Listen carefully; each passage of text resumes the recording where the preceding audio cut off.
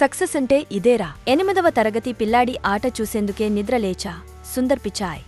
వైభవ్ సూర్యవంశీ గత కొన్ని రోజులుగా సోషల్ మీడియాలో ఇతని గురించే చర్చ.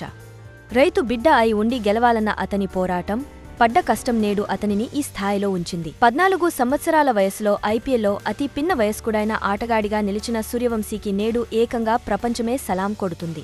వైభవ్ తన బ్యాటింగ్తో సంచలనం సృష్టించి లక్నో ఇచ్చిన 181 పరుగుల లక్ష్యాన్ని సాధించడానికి వైభవ్ ఓపెనర్గా వచ్చాడు. తన కెరీర్లో తొలి బంతికే వైభవ్ కవర్స్పై అద్భుతమైన 6 కొట్టి అందరినీ ఆశ్చర్యపరిచాడు.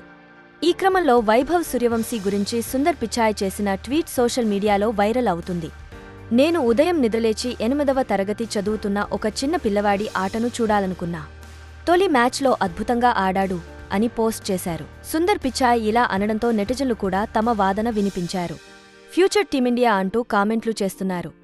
సూర్యవంశీని రాజస్థాన్ రాయల్స్ 1,10,00,000 భారీ ధరకు కొనుగోలు చేసింది. ఈ టీనేజ్ కుర్రాడికి అంత ధర ఏంటని అప్పట్లో అందరూ అవాక్కయ్యారు. అతని ఫియర్లెస్ గేమ్ చూస్తుంటే భవిష్యత్తులో భారత క్రికెట్ను ఎలేలా కనిపిస్తున్నాడు.